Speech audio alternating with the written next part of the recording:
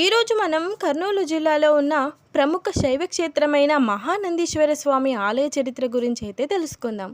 ఈ వీడియోలో మనం మహానంది ఆలయ చరిత్ర, ఈ ఆలయం ఎక్కడ ఉంది, ఎలా వెళ్ళాలి, ఈ క్షేత్రానికి మహానంది అని పేరు ఎలా వచ్చింది తెలుసుకుందాం. మహానంది కోనేరు, స్వచ్ఛమైన నీటి రహస్యం, ఇలాంటి మరెన్నో ఇంట్రెస్టింగ్ విషయాలు అయితే తెలుసుకుందాం. పదండి.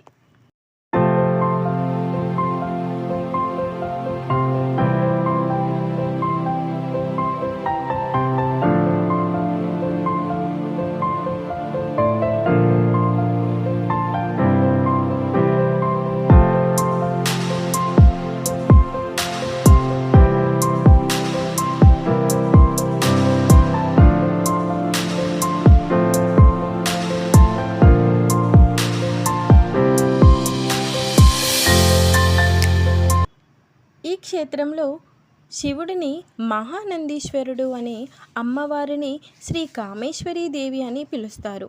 ప్రధాన ఆలయానికి ఆలయ ముఖద్వారం గోపురానికి మధ్యలో ఉన్న పుష్కరిణిలోనికి స్వచ్ఛమైన నీరు అయితే వస్తుంది. ఈ నీటి గురించి తెలుసుకునే ముందు మనం మొదటిగా ఈ ఆలయ చరిత్ర గురించి అయితే చూద్దాం. ఈ క్షేత్రంలో ఒకప్పుడు ఒక పుట్ట ఉండేది. ఆ పుట్ట మీద రోజు ఒక గోవు వచ్చి పాలు ఇస్తూ ఉండేది.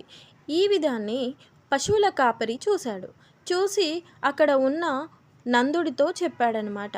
ఆ నందుడు వచ్చి చూసి ఆశ్చర్యపోయాడు. గోవు భయపడి పారిపోయింది. ఆవు పుట్టని తొక్కి పక్కకి పోవడం వల్ల ఆ గిట్టలు ఆ పుట్ట మీద ముద్రితమైనవి. ఇవాల్టికి కూడా అవి మనం చూడవచ్చు. నందుడు చేసిన అపరాధానికి చాలా విచారించాడు. ఇష్టదైవమైన నందిని పూజించాలి అనుకున్నాడు. ఆవు తొక్కిన ఆ పుట్ట శివలింగం అయ్యేటట్లు నంది ప్రసాదించింది. ఈ గర్భాలయం ఎదుట పెద్ద నంది ఉంది. దాని ఎదుట చక్కని పుష్కరిణి. ఈ రెండింటి వల్ల ఈ క్షేత్రానికి మహానంది అని పేరు అయితే వచ్చింది.